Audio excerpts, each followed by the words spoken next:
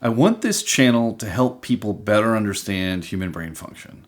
So obviously, I need to talk about colonoscopies. I recently had my first colonoscopy, and as those of you who've had them know, it's really quite a treat. But most interestingly, it was the first time in my life when I've ever been unconscious other than during sleep.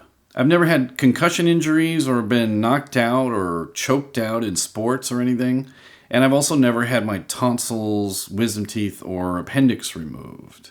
So as the date for my procedure approached, I was a little bit nervous, but I was also sort of excited to see what my subjective experience would be like losing consciousness for the first time. But let's be honest, I didn't lose consciousness as much as I had it taken away from me. At 3:30 in the afternoon on a Thursday of my choosing, my consciousness was removed and then returned to me by somebody with the knowledge of how to do it. It was turned off and then turned back on with the timing precision of a light switch or a water faucet. I ended up being out for 25 minutes for the procedure. So what happened during that time? Well, according to my subjective experience, absolutely nothing happened.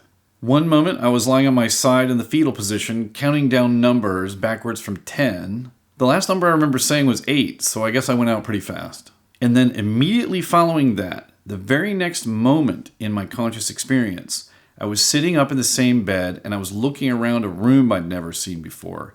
And a nurse I'd never seen before was welcoming me back. It was really interesting. I had no sense of the passage of time like you do when you wake up from sleep. In my mind's real-time experience, there was nothing that happened between those two moments. It was weird. It was instantaneous, sort of like time travel. This experience was really fascinating to me on several levels. I had 25 minutes with no sensory experience, no perceptual experience, no reflective experience, no thinking, essentially no mind. I felt no pain. I didn't feel anything by touch or bodily sensation. I didn't hear or see anything. I didn't smell anything. It's really interesting. I wouldn't even know that those 25 minutes existed except for the discrepancies in my perceptual experience leading up to the procedure and then right after. And also because of more objective information I have access to, coming from sources of evidence that are outside my subjective experience. It's also interesting from an organ system perspective. My mind was put on pause, but my unconscious life continued. My body still existed, and my other organ systems kept working fine, like my heartbeat and respiration. And the existence of the world around me obviously continued to exist even in the absence of my awareness of it. This is actually profound, and I think it goes really underappreciated by a lot of people.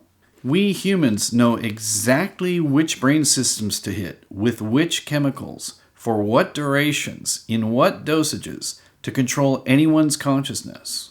And let's not be silly about this. This phenomenon is the very definition of a causal relationship. This is not mere correlation. It's not a loose association, it's not a tendency, and it's not just a lucky coincidence.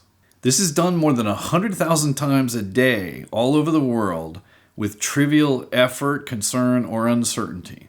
So I want to be clear. We don't understand everything about the biological basis of the human mind, but we know a lot, and I think we know a lot more than a lot of people realize. We know from this, and we know from all of the available objective empirical evidence that human consciousness comes from human brains. This isn't a philosophical assertion. This is a system of biological mechanisms fully framed within the purview of scientific inquiry and knowledge. We don't know all of this because of astrophysics, and this isn't made possible by quantum theory. This all comes from the study of human systems and cognitive neuroscience. Consciousness is not universal or fundamental to everything. I've been reading and hearing this a lot recently. Lamps are not conscious.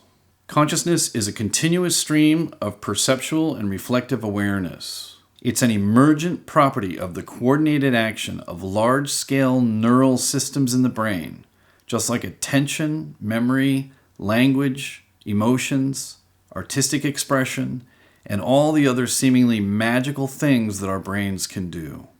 Lungs do respiration, hearts do circulation, and brains do cognition. The mind is what the brain does.